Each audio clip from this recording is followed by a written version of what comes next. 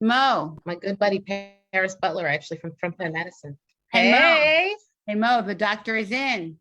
the doctor is in, and guess what shirt I'm wearing?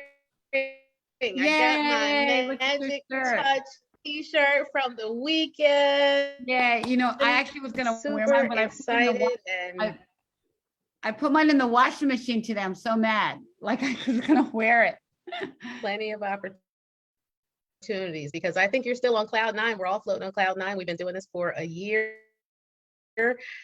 Touch celebrated our 1 year anniversary, and what better way to do it and bring it all full circle than to talk about some of the same, inviting back some of the same panelists and folks who helped us to build Touch and build the organization, build out our show, and really talk about the things that are still impactful to our breast cancer survivors and advocates and family members. And so Yeah. I love today. I'm just like so thrilled with who we have today.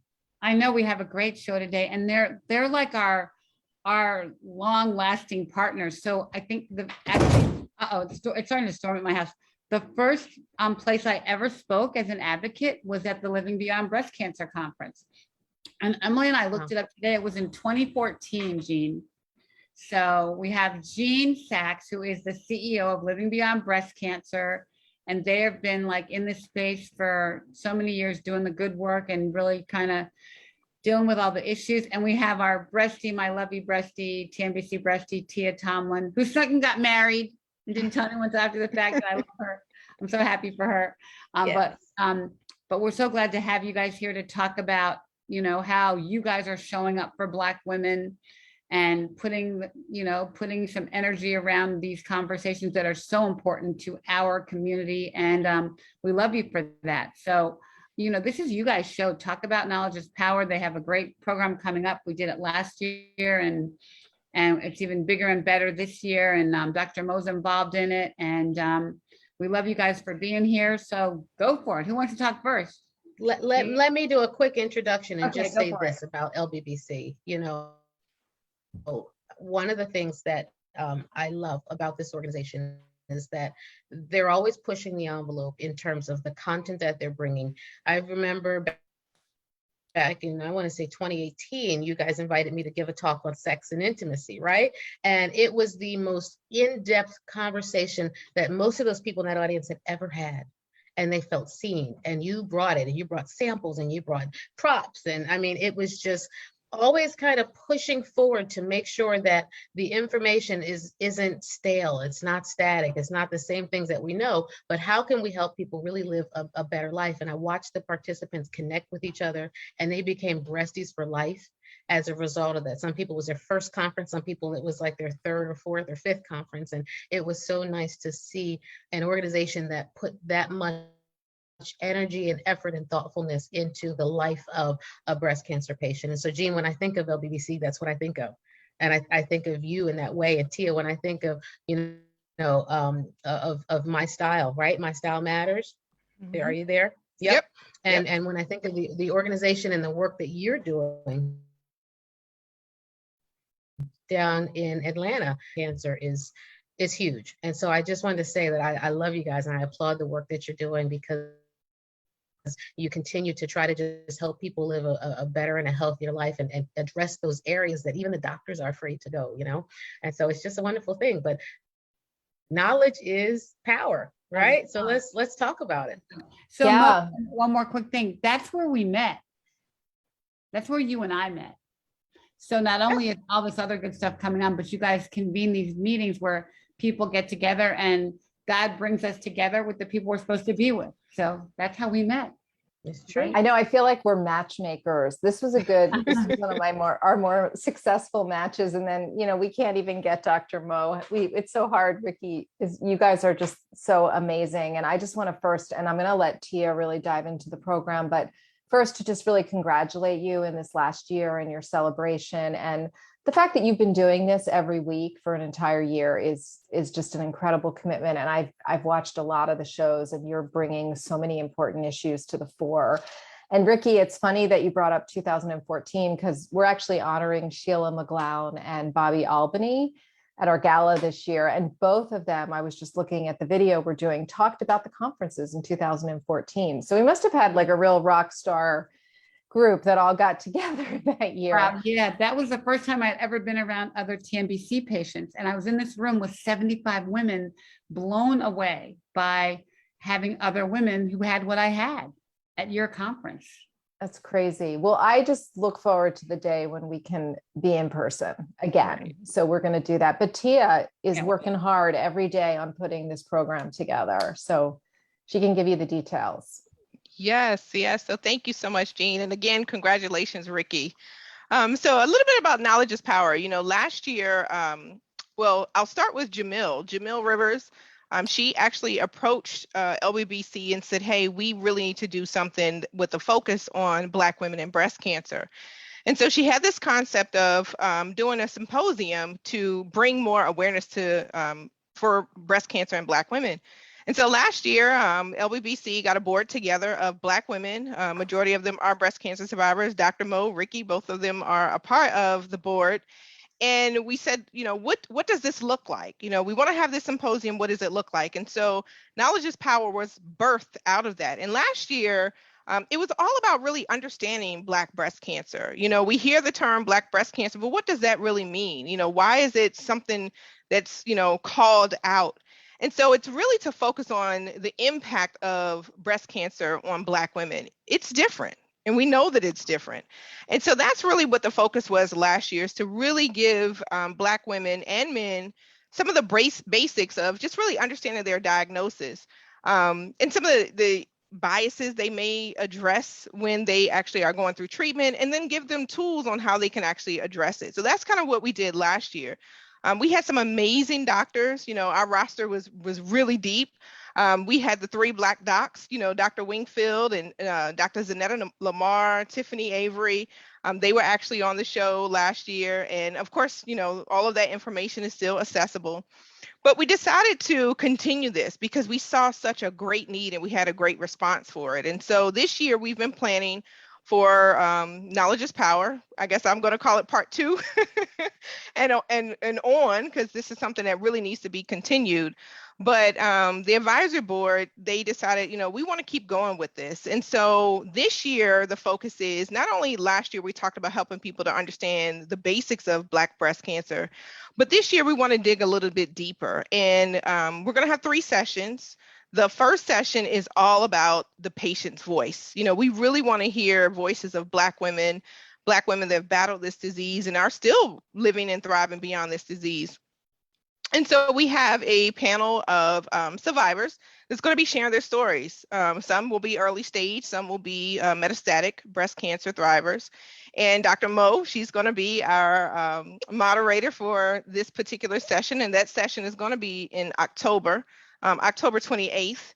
And also this year, I thought was cool because of the response that we got last year. Our sessions were an hour. We've actually extended it beyond an hour. It's going to be an hour and a half. And so that's going to be our first session. Then our second session is going to be dealing with our body, mind, and our soul. So this is all about self-care, you know, especially when going through treatment, we really don't always take the time to care for ourselves.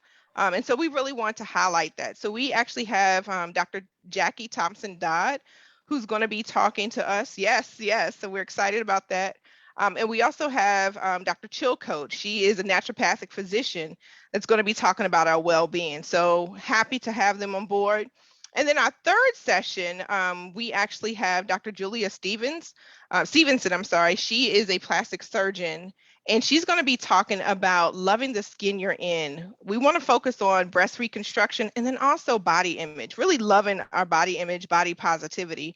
And we also have Erica Hart, who many have seen her from New York. She's walked around breastless in the city, and she's gotten a lot of attention. And so she's going to be there to talk to us about body positivity. And that's going to be, the second session is going to be November the 4th, and the third session is going to be November 11th. And all of our sessions are going to be at 7 p.m. to 8:30 p.m. Eastern Standard Time. And then everything will be available on lbbc.org. So if you miss it, right, they can still watch. Yep. Wow, that's like an action-packed agenda, Yes. covering all the bases, and all of them so important to talk about. And I love that just the patient session too, that Dr. Mo's gonna, I mean, we so miss each other. And the one thing we've learned about our party was it was so good to everybody together Yeah. talking, and that's what we miss about the LBBC conferences. So I think that'll be a really good, loving conversation. So here's a question for you. So today I was on a call for iSpy program, and one of the women on the show, and actually I was interviewed by Time Magazine. I forgot this, but this reporter yesterday, and she asked me, well, exactly what is a breastie? What does that mean? And so I started describing, well, you had to have breast cancer, and I started to describe what Breastie Love is all about. And it's a club that no one wants to be in, but once you're in it, it's like unconditional love. And so the conversations that we have with each other, I can't even begin to explain. You know what I mean? Like, how do you explain it? How would you describe it, Tia? Because that's what you're going to do in this session, right? It's all about Yeah. breast love, right? Yeah. It's, Okay. it's really about being around women who really understand each other. We have gone through it or are going through it, and we just need to love up on each other. We know we have friends, we know we have family members, but they don't truly understand what we've gone through. And to really have someone that can be there and hold your hand, especially those that have, been diagnosed, gone through their treatment, and they're, no longer in treatment, they're able to reach back and help those that are newly diagnosed. And so when I think of a breastie, I think of someone who really doesn't even know anything about me, but it's the one thing we do have in common that we know about is this journey. And we can really just, love up on each other and help each other and support each other in ways that people who love us and try to support us really can't. So that's what I think of when I think of, your breastie. It's your best Wow. friend, but a survivor who Yeah. really gets it. Mm-hmm. I think what I was so struck by last year, and I'd love to hear what you all think about this, but just to see a panel of all Black doctors who are so impressive, both in their knowledge, but also in their compassion. And so I did some digging, like how many Black medical oncologists are there in the United States? And I think it's less than 2%. So the likelihood of any Black woman that's diagnosed, the likelihood that they're going to see a Black doctor is so small. So I think one power of this program is, even if you're not going to see them in the clinic, in your practice, we can connect you together. But that's just so unbelievable how few, are around. And I'm sure in certain parts of the country, the possibility is even smaller. So I don't know, do you guys have any more information on that? It was very striking to me. It really is less than 2%. When you look at medical oncologists, the doctors who treat cancer with medicine, at surgical oncologists, it's even fewer.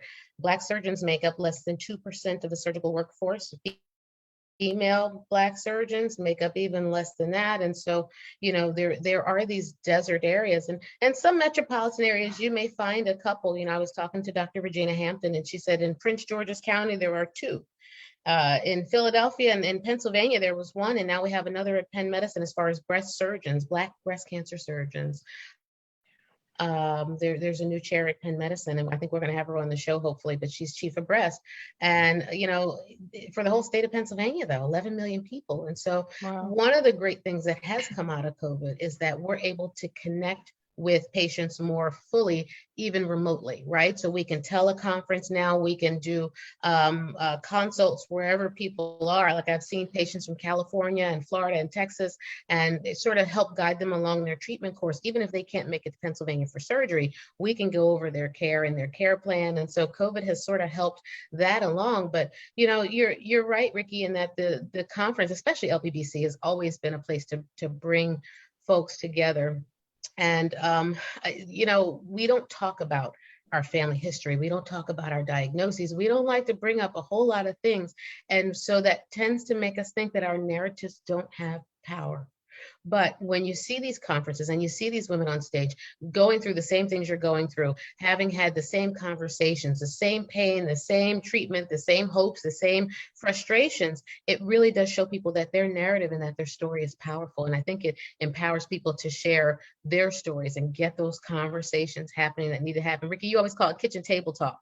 They didn't talk about this stuff in my kitchen table growing up. So, I don't know how we get that conversation to start.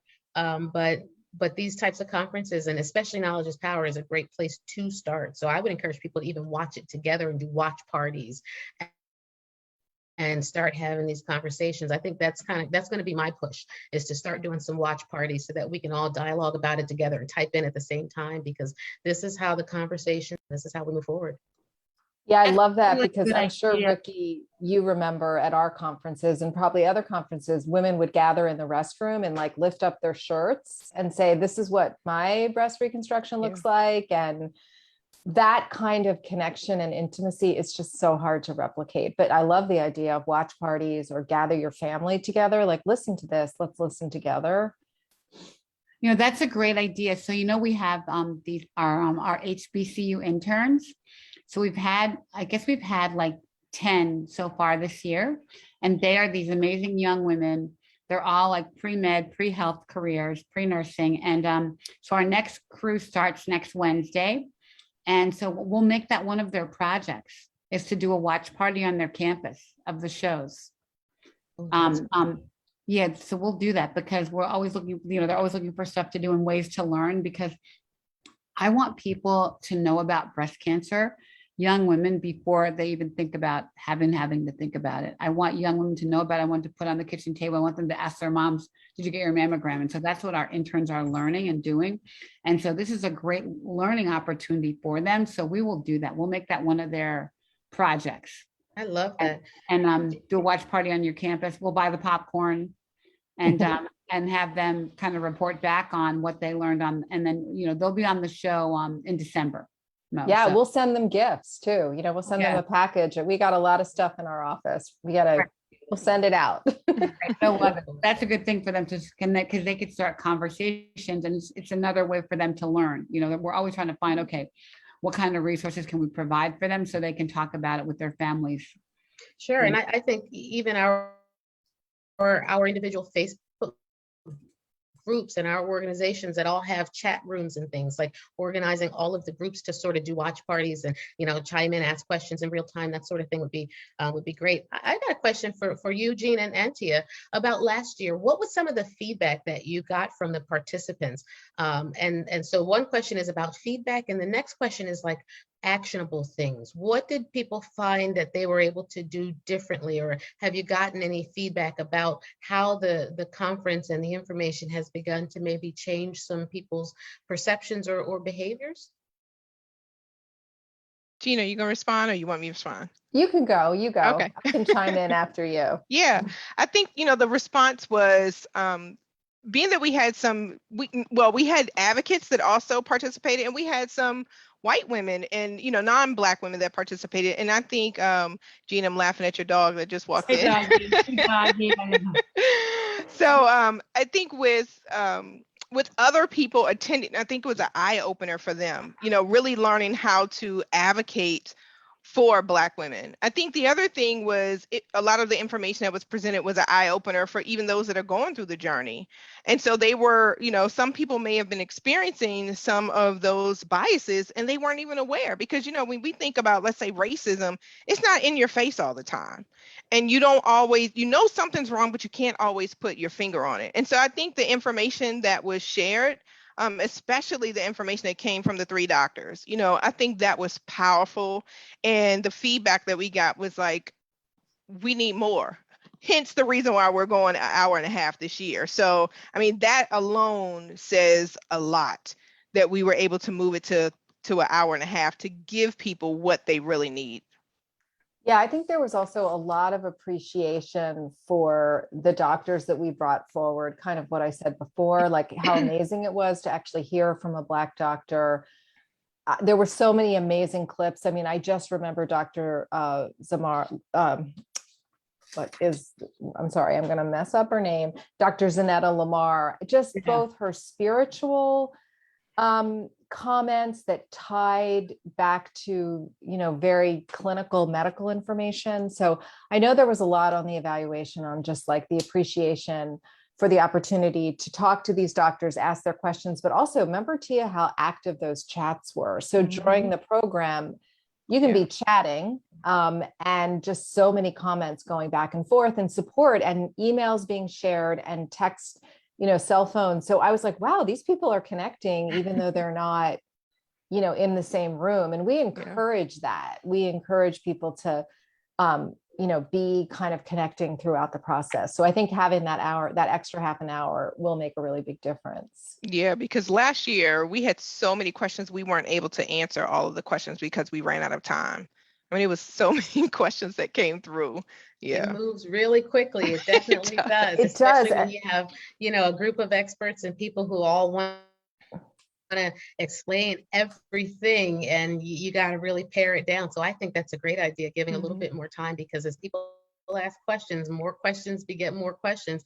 Yeah. I just put in the Facebook chat, I'm asking people now what questions they have that they want answered at this conference. So, we'll get some feedback, and let's get them in advance, and that way we can make sure we address them. And I'll say the other cool thing about what we're doing this year is, not only are we raising awareness around Black breast cancer and giving people tools, but we're also, each person that participates will receive a virtual goodie bag. So we're reaching out to Black business owners to be a part of the virtual goodie bag, to give them some exposure as well. And hopefully, they will be able to share this information out to their communities that they support, so that we can have more people than just survivors, because everyone has been touched by this disease. We know someone who's going through and that can share this information with a caregiver or the person who's actually going through. And then the other thing is also reaching out to community CBOs, community-based organizations, because we love to have them to join us, especially if they support, Black women in breast cancer. The majority of them are supporting the people that they support are Black women. We would love to have them to work with us so that we can help get the word out about this event, because it's so valuable. The information that they're going to get is very much needed. Now, Tia, did I hear you say there are sessions for caregivers particularly? So we don't have one particularly for caregivers, but I think the information that's going to be shared will be helpful for the caregiver, one, to help them understand what their loved one may be going through. But also in the second session that we're going to have with Dr. Jackie Thompson Dodd, she is going to touch a little bit upon caregiving, because again, the stressors of what someone goes through, including the caregiver, sometimes you hear that the caregiver, something may happen to them with their health. And so she's going to touch a little bit upon caregivers to give them some resources and tools to be able to help them as they are caring for their loved one. And I mean, Jackie is like one of our, we've had her so many times, and she's amazing. So I'm so happy she said yes. And, just always has incredible inspiration to share. I'm going to put in a plug early for next year to invite partners and spouses maybe to sit on a panel and talk a little bit about the other side of that coin and some of their experiences. That might be a very interesting conversation, and some things that we need to definitely talk about and show some support for.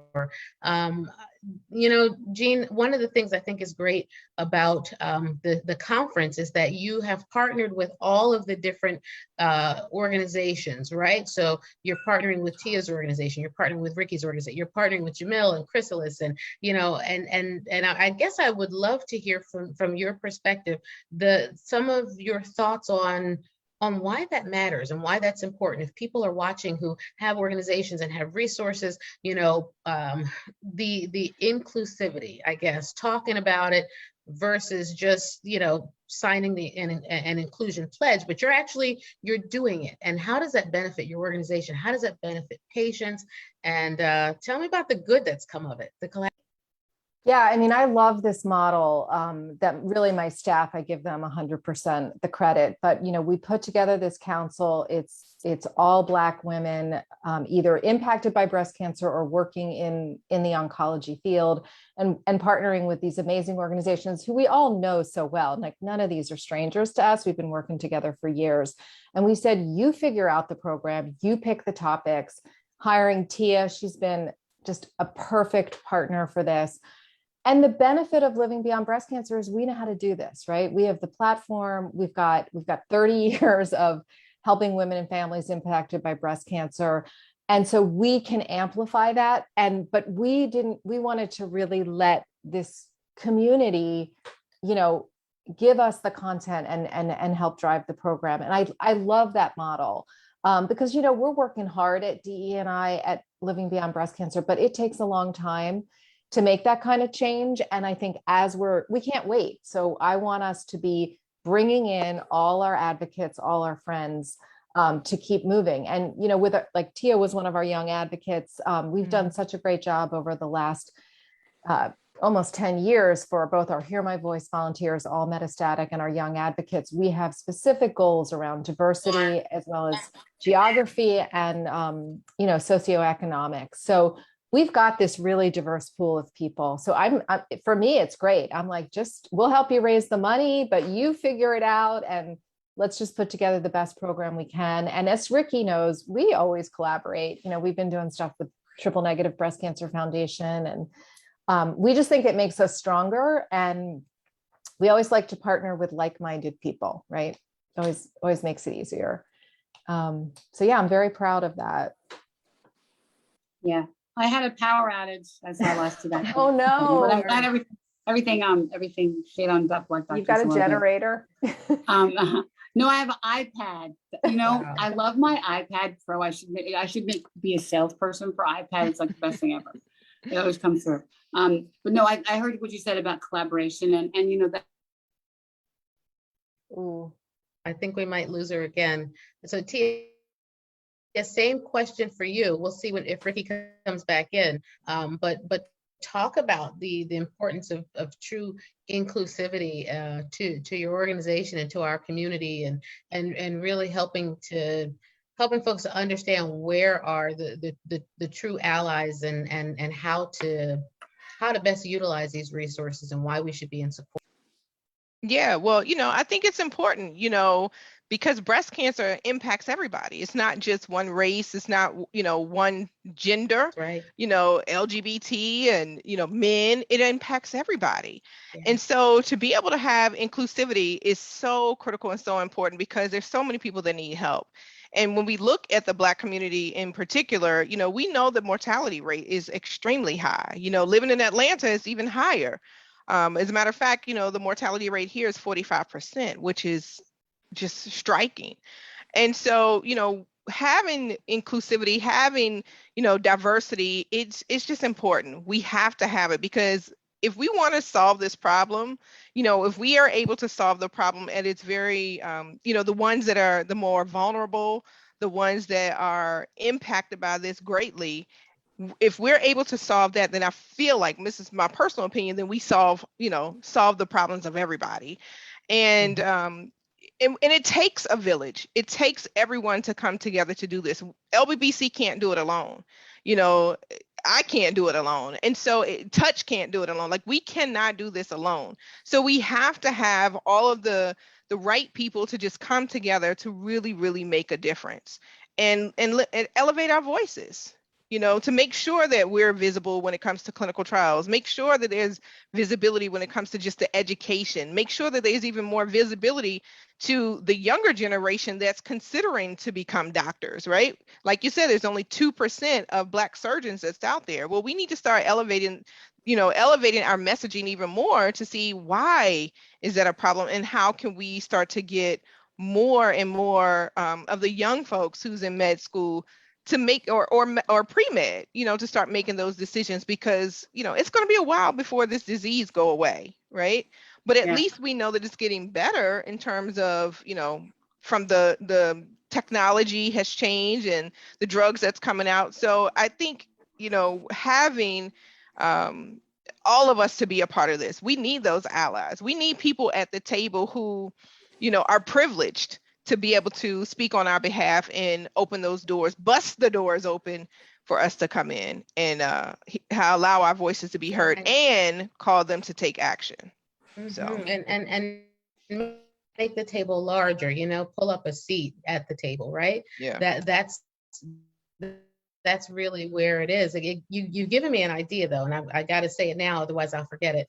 But partnering with the Student National Medical Association, you may want to think about a special invite to those young student doctors, because they represent the student arm of the NMA, the National Medical Association. And I think if they do watch parties, if there's some kind of credit that they can do, like their clubs, you may want to make sure that you put them on the list as we talk about this pipeline problem, because it is a problem, right? And so if student doctors are watching and they're seeing this conference and they're encouraged by their medical schools and by their local chapters to do so, I think you might have an interesting conversation in the chat as well and be able to stimulate some dialogue among the student doctors too. So put out a plug to the students and see who shows up. I know they're all busy and challenged, but this is a really great conference for them to see from the perspective of learning about patients and truly learning about cancer care, but also from a professional standpoint. Yeah. Absolutely. Can you guys hear me? Am I on the Yes. screen? Okay, finally. So I can hear you guys great. So yesterday I had this very interesting conversation with this research firm that's doing research on advocacy groups. And she said, breast cancer has more advocacy groups than any other disease that I could find. And I'm like, yeah, we do, because there's so many of us working in this space. And she said, well, who has the power? And I thought about it for a minute. And who has the power? Breast cancer has the power, because breast cancer is killing us. And right now the disease has the power. None of us have any power. I mean, and to your point earlier, we all have to work together in this, because I can't do it alone. You can't, none of us can do it alone. And with all the work that we're doing, we still have to work harder, because right now breast cancer is winning. And it's really winning with Black women. And we can't let breast cancer keep the power. We have to figure out how to get the power away from breast cancer. But it was an interesting conversation to think about, that all of us are working really hard in our space, but we have to open our silos and work together, because none of us can solve it alone, and you guys have been doing this for how many years, Jean? Yeah, we 30. That's such an interesting question. Who has the Right. power? Like, I was like, what? Wait, let me think about this. Who has the power? But I think we've lost a lot of our advocacy groups over the last couple of years. Yeah. And I think COVID took away some of the smaller ones, but even, Right. Komen, as you think of like kind of the big, I mean, they've changed so Komen. much. They've closed their affiliates. Right. Remember Why Me in Chicago, they're gone. So I actually think the advocacy community, I love what's moved on to social media, and all these people like Tia who are just doing their own thing and, just getting a following. There's so many. And, but I think you're right. Breast cancer does have the power, and we just don't know enough about the cause. I mean, we got to get to what is going on biologically. We have to kill it. We have to get, and we need more science. And we really it's need so more frustrating. Black women. Yeah. Let me ask you another question, and that springs from that. Are there any sessions, or will there be information, I guess, about advocacy moving forward, so that if groups are watching and they want to kind of get involved, what might they be able to do, and how might they be able to sort of join up with LBBC toward a singular cause? How can that look? So I think in this program, we don't have anything specific, but at our metastatic conference, which we just did a few months ago, there was an advocacy panel, and it is something we try to do pretty regularly. And then of course we have all these advocacy programs, which people can learn about at our website. But that's a great question. So may it be Tia that gets thrown into the mix. Yeah. Maybe like policy, Yes. policy or things that you can support, maybe a letter template you can send to your representative or something. Yeah. So last year, we did have some of that conversation in our session last year. We didn't want to duplicate again this year, because we will be making the videos available again as a replay. But I think you bring up a good point. I know there will be some resources that will be shared in addition to the virtual goodie bag. We want to make sure that people do have the tools and the resources. Again, this is all about action. How do we move people to action, not just with information, but giving them tools and resources to take action. So yeah, that's a great point. Maybe that's something that can be considered for 2022. Right, 2022. Wow. Right around the What a corner. concept. What a concept. Well, you guys, And interestingly, knowledge will still be. yeah, yeah. I pulled out this study though that was done a couple years ago by the Ad Council, and it said that 92% of Black women are aware of breast cancer, so they know it's around. 25% of Black women actually talk about it with their families and friends. 17% of Black women act on the risk. So that's how much work we have to do. So even though we know about it, only a quarter of us are talking about it, and only 17% are acting on it, meaning taking an action, getting checked, going to get a mammogram. So those numbers are still pretty frightening. That was probably from 2018 or so. The Ad Council did that study, and it's really, really, really disturbing that we have so much work to do in our space, and that's why I think the young women's thing is so important. The more young women we can get who haven't had breast cancer or don't have a story yet, but just need to know about it and need to know about how to take care of themselves. So much work to do. Yeah, and we know for those families that are really impacted, they have such a higher risk for triple negative disease, so much harder to treat. It's just unbelievable. The younger generation gets diagnosed and the older generation's like, oh yeah, there was a lot of breast cancer in our family. And right. So frustrating. Like I always thought like we won't have that anymore. Like we're on to the next generation and they'll know, but no, we're not. Yeah. No. And did you see the new study that came out on Monday from Penn Medicine that they've now, they're saying now that Black women get triple negative at 3 times the rate of white women. Mm-hmm. Brand new research. So the number keeps going up as a percentage of the population. And so, and I don't think I saw how it was broken down by age, but I bet you a lot of those women are under 40. Well, and you've got to consider location. You got to consider what databases were used and what years and all, you know what I mean? So there's some factors, but I think when you look at, the commonalities and you account for things like maybe it's just the Philadelphia area, it's just patients at Penn Medicine, or maybe it's,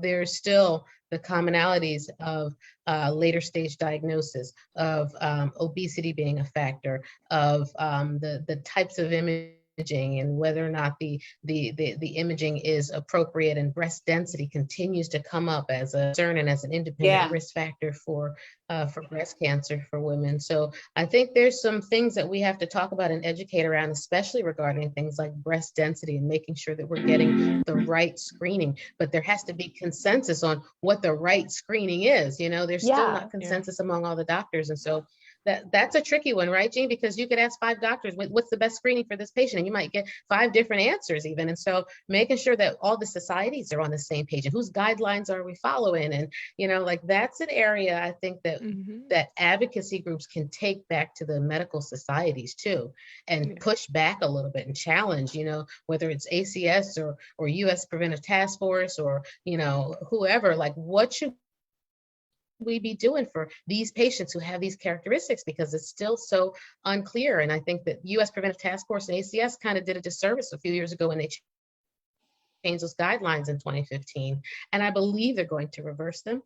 But until they do, the doctors are confused, especially in primary care.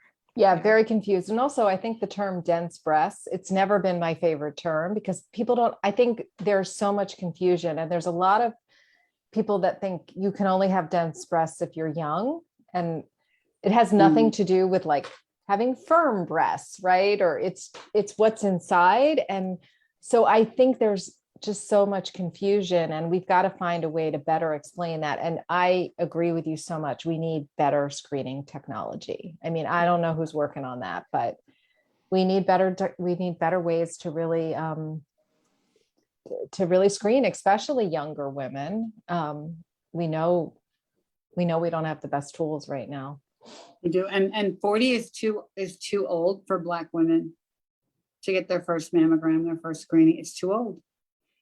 You know, Well, Black how women many under times do 35. we hear like you're too young, it can't be anything? I mean, I think if I hear that one more time, Yeah. it's, I you know, know. no, you're not too young. You're not too young. Yeah. You're not too young. Well, the data says Black women under 35 are getting it at twice the rate, dying at 3 times the rate than white women.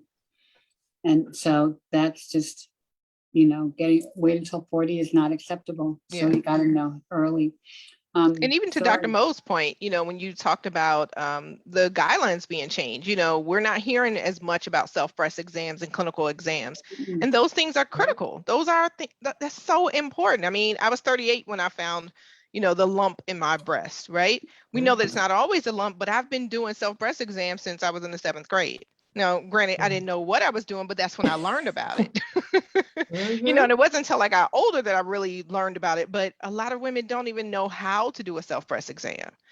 And So they're these are discouraged. things, yeah, Yep. yeah, Well, you're unusual to learn about it in 7th grade. Like, who taught you? Mhm. You know what I mean? Like, Yeah, unless I you have mean- someone teach you.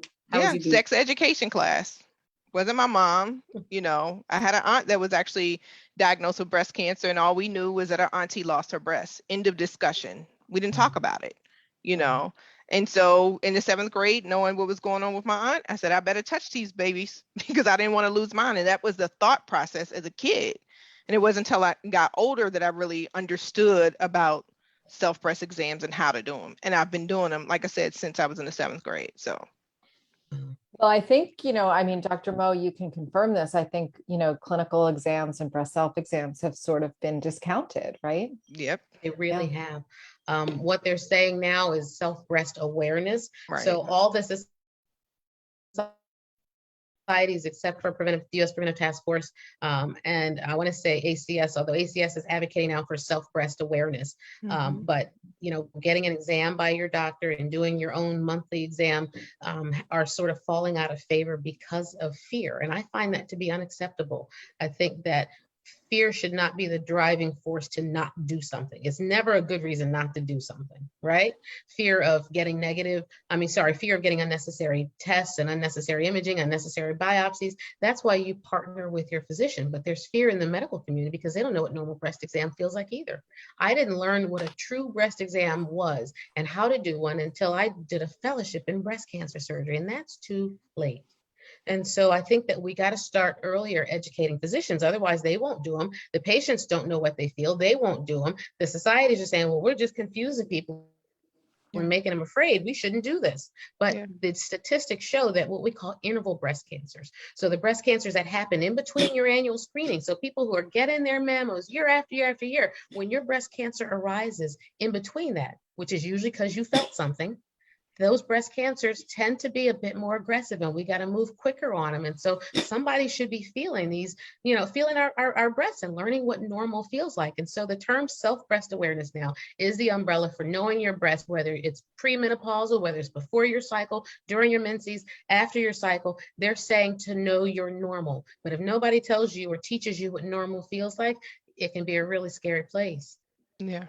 That's so interesting. I have never heard that term. So Mhm. thank you for telling me that. And you're right. I mean, that's true about all of our entire body, right? Like you got to be aware of everything because, you know, you're always you know yourself better than anyone else. Yeah. And don't You let some do. doctor tell you don't either, because the doctor will say, you know, they'll blow you off. Oh, it's just a this, it's just a that. And Yeah. and that's why you've got to ask the questions. And, you know, I love how you guys, both your websites give questions that, you know, people can ask when they go to talk to their doctors. How do we know? How can we be sure? Is there any imaging we should do? What should I look for next? When I leave this office, what should I be concerned about? Or when should I call back? Or when should I come back and see you? Those are questions that you don't think to ask when you're in that exam room and you're sitting in that gown and, you know, everything's sort of out in the open there. You're just, you know, everybody feels very self-conscious, but there's a Yeah. set of questions that we got to make sure that we educate people about. Yeah. We have a comment in the chat from Tanisha Adams. Oh my God, I wish I'd been on this. I was so alone and lost. And, you know, for TNBC Foundation, our motto was no one fights alone. No one fights alone. You can't fight this alone. And we hope that, you know, we're all here for you. So it's just, knowing where to go, how to go. So as much as we can tell people about all of our resources that we have together, the better off we are, but we Mhm. just have to. Can keep we, constant I just talk. want to make sure we talk about, and Tia, I'd love you to jump in too. Mhm. Like, I'm so happy that we're adding this session on breast reconstruction as well as body So, image, because I body feel image. like, Yeah. for women diagnosed with breast cancer, so often breast reconstruction becomes like an afterthought, and yet it's such a big decision and you have to be so thoughtful. And I know that Black women are not given they're not offered it as often as their white counterparts. And so I just think it is a really big part. Sorry, my dog has joined us. Such an important part, and we want women to realize it's not something they should just say, oh, I'm fighting cancer, why should I care about breast reconstruction? So Tia, I just think it's great that you guys are adding that in. Yeah. And that's really important. Like you said, a lot of women don't really understand their options. I mean, I remember when I was going through, and my biggest fear beyond chemo was losing my breast. And what I learned was, that I could have a lumpectomy and then come back and then have a mastectomy. And I didn't want to lose my nipples, and my areola. That was the biggest thing for me. And my doctor said, well, what we can do is we can do a lumpectomy with reconstruction, reposition your breast, and then have you to actually come back and do a mastectomy. Had I didn't know that. I didn't know that was an option. And many of the women that I talk to don't know that that's an option. So I think having the conversation about breast reconstruction and educating women, especially, I've seen surgeries where women have been botched. I've seen women, end up with holes in their breasts, unfortunately. And, it's not so much to scare women, but it's to inform them of the decisions that they can make. And, to be able to, look back and say, I made the right decision versus looking back and say, I made a decision that I should not have made. So I think it's important that we're going to be offering this session. Wow, I think you're Yeah. absolutely right. Boy, that's huge. It's And even generating 5 or 6 questions you should ask your plastic surgeon in Yeah. consult, like all the action items as a result of this conference, every session, what you can do moving forward. Here's the takeaways. I think gives people some tools to put some of this stuff into action immediately. Like the young lady who's going through treatment hasn't even seen her doctor yet in our chat on Facebook. She's going to need some support, and this conference is going to give her exactly Right. exactly what she needs to get right. started and feel supported in that process. Because when you get that diagnosis, you're just you don't even hear anything else. And I can tell when I talk to patients, and after we talk about what they have, your eyes kind of glaze over and they might catch every 5th word because they're just processing what just happened. My whole life just changed.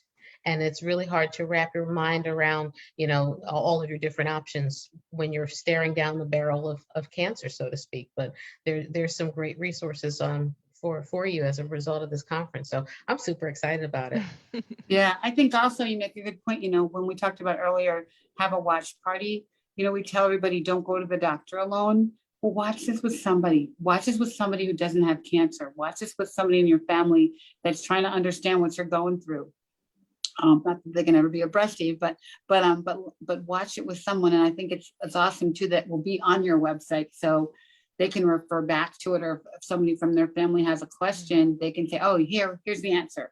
Listen to this doctor talk about it, which is great. But grab some people that may not even have cancer in their life yet, or hopefully never, but let them watch with you and understand kind of what you're dealing with, and can talk to you differently about things because they'll be more informed.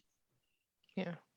But I think everybody should watch and get the popcorn, get the cushy chair, get the pillows, and hang out for 90 minutes for 3 times. You're watching Netflix, right? This is going to be so invaluable, such great learning and knowledge to share, and the conversation in the chat. Yeah. So cool. And they'll get to ask questions. Yeah. It's a With conversation. the doctors. Right, it's a conversation. It's a With the conversation. doctors. Yeah, Yes, with that's the pretty awesome. experts. So yeah. Yeah. You guys are doing this, just to give you guys another plug. I mean, you're really doing this every week, right? You're bringing lots of doctors on and lots of patient advocates, and it's just amazing the conversations you're having. So, I think we also need to encourage our attendees, like, follow you guys, join in, like, don't forget, there's so many ways to get this information now. So Yeah, different.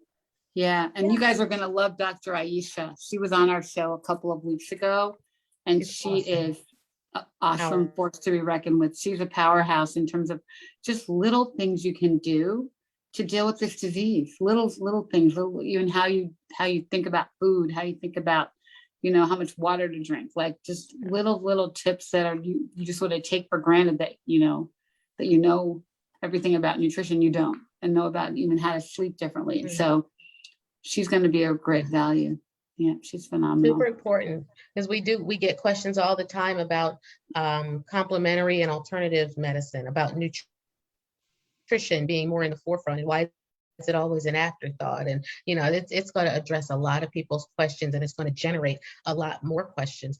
And to that point, after the conference is over, how do they continue the dialogue? Are there some places that people can even visit right now, like folks who might be watching, trying to find their community? Where are some of the places they can go? Jean, So you want to take virtually? Yeah, I mean, we are building content specifically for the Black community every quarter, so we can push people right to our website, and we'll be doing that. We'll be continuing to do that. Our blog is a great place to go to hear stories, real life experiences. There's just always someone to relate to, and we're covering such a wide range of issues now. So, side effects from treatment, but we've got a whole bunch of content now on scalp cooling, and specifically for the African American population, which actually it doesn't work as well. Right. And that's something they're trying to figure out. They're doing some clinical studies, understanding the different hair texture, and why it's not working as well. We also have a great vlog, I think, right now about helping Black women find wigs that are appropriate, that are not so easy. So there is a lot of content on our site. And again, once you're on our database, you'll just keep getting our weekly emails pushing you to more content. What did I miss, Tia? No, I was going to say, if someone has something in particular that they're interested in, it's a Black woman and it's specific to Black women, let LBBC know, reach out to us, and we're always coming out with content and looking to bring more content to the forefront. So if there's something specific that they don't see, make us aware so that we can be able to create that content. Great. And we can help with that too. Mhm. A lot of people in the chat are asking about how do they get access to the conference? Can you give information? Like, we don't have a registration link yet, but when can they get that, and where should they go? Yeah, so they can actually go to the LBBC website. We do have a save the date up, and they can actually enter in their information. And so once the registration goes live, which is October 4th, they'll be notified, and they can go in and register for the conference at that time. Great. And that's lbbc.org. Yep, lbbc.org. I'll put that in the chat. Great. Awesome. And Thank you. I think it's right on the homepage, right, Tia? Yeah. It is. Yeah, it is. I looked. Yeah. Great. Awesome. And then in terms of Facebook groups and support groups and interactive sorts of places to go, would you guys list for us some of the resources and places for people to go? I know, Tia, you have one. Ricky, of course, has one with Touch. I think LBBC has one. And if there's one unique to KIPP, that'd be great. But if not, maybe let's just put in some of these different groups where people can go and really get reliable information and interact with folks and other survivors and ask questions. And I think that place for people to just find some support and maybe get some information about the conference, get a reminder about it, and kind of find their community and find their tribe, because COVID made us all feel so very isolated, and a cancer diagnosis has not helped it at all. So finding your tribe is something that is a minimum of what we can do as a result of this. So if you've got links for those, we'd love to have them. Sure. Do you want to, Gina? Go ahead. I was going to say, did you want to post it now? Or do you want us to provide it to you for you to be able to share later? You can say them now, and we can post them, and then we can have our folks on the back end post them as well. But if people are just kind of watching on Facebook, where can they go? Okay, well, I know Living Beyond Breast Cancer, they actually have one. I don't know the exact name of the group. I'll have to pull it up. But Yeah, like you said, we have two Facebook groups that are Yep. closed. So you just have to get you got to go onto our website. To be accepted. There's one all stages, all ages, and there's one specifically for premenopausal women, so younger women. I love the idea of starting a KIP closed Facebook page. That's something you guys could take back. So ways for people to connect before and after the program. So Mhm. Tia, you'd have to take that back to the powers that be. Okay. But yeah, Awesome. you have there's so many out there now. Yeah. Ricky, your group, of course. I was gonna say, Yep. our group is called Touch Talk. So it's a group, private group on Facebook. And we actually do a support group the first Saturday of every month at 11 o'clock. And Valerie Worthy, our co-founder, she's a nurse navigator at Duke. She kind of leads the conversation, and it could be anything and anything. I mean, the last one we had, somebody was mad at her husband and was venting, and we talked about, it was a man bashing session, Yeah. he doesn't understand my breast cancer. So we never know what we're going to talk about, but it's really just an open conversation to talk. And then we talk, typing all the time, but Yeah. it's just Touch Talk, join our group. And Yep. and we can even link it with the KIP group or whatever, invite the KIP people to our Facebook group. And there's so much value in these conversations. And, I think that's why people tune into us, because we all need each other, which is Yeah. great. Yeah. I love then you it. have- I love it. Yeah, as I was gonna say, and then you have our group. My Style Matters has a group Your called My group. Breast Years Ahead. So feel free to join our group. We'll do the same, share the information in there. They'll find out about it once the registration is launched. Yeah. And, we keep the conversations going. So absolutely. You guys are doing some great stuff with diet, nutrition, and fashion. I'm Yeah. watching Yeah. what's going on down there. And Yeah. I'm like, I got to get to Atlanta. Yeah. And meet you guys face to face, and really, because I love the focus on nutrition and Right. wellness, and just optimizing your wellness at products. every stage and putting Yeah. that to the Yeah. forefront, Tia. Amazing. Yeah. And Thank amazing. you. products that you should or should not buy. That's all Yep. such great stuff. Tia. Yeah. It's so Yeah. good. Yeah. Thank you. I Yeah, mean, we have it that comes event up this, more often this than we have. Sunday. Yep. Yeah. Mhm. Yeah. But let's put that in the comments as well. too. Okay. Awesome. Yeah, Mhm. should I just put My Style Matters? Yep. Mm. My Style Matters is fine. Yeah. Okay, great. Thank you. Yeah, I mean, I think that part is important. It's a missing piece, especially in the Black community. We're not having those conversations. Our doctors aren't talking about it. I remember when I got diagnosed, and that was one of the first questions I asked: what can I do to help myself when it comes to nutrition and things of that nature? And, these were answers I already knew, but I just wanted to hear it from the experts. And they told me it's nothing you can do. Yeah. And I said, okay, wrong answer. You just Wrong fueled my answer. fire. And I went in. I mean, if I had the camera on, you could see my room. I have all kind of things in here, but I just do things to just really help myself. Things that I've taught myself, I've educated myself. I'm a big researcher. I've worked in the pharma industry. I was a chemist. So, really having an understanding of these things, and Black women don't know, and we're heavily, heavily impacted. And I know that's one of the pieces of content that LBBC wants to do is around clean beauty. This is big when it comes to Black women in, skincare products and makeup and hair care products. So I'm happy that more conversations are happening about it, but I see that it's a huge gap, and we're really trying to fill that gap. so great. Yeah. So great. Well, you guys this is really exciting. It's going to be a great conference. I think people are going to learn a lot. We're going to have lots to share about, and guess what? And make more friends, have more breasty love.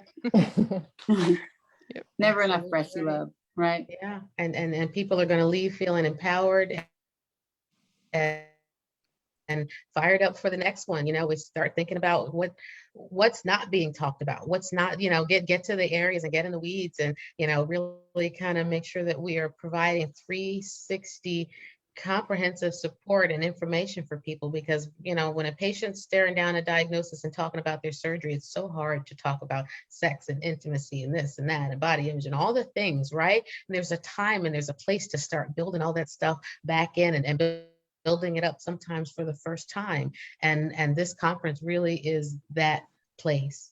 It's a place where people can come and start to build themselves up again, build their knowledge, build upon what you already know, find out something new, figure out a way to share it with somebody, figure out a way to find your own voice and your space in advocacy, because that's what LBBC has done. It gives people a way for the first time to see how to share their stories and how to get involved and how to turn breast cancer into something more meaningful that's going to help more people. And that to me is the magic of what you guys are doing with this conference. So I'm grateful to be even a little tiny part of it. You know, this is amazing work.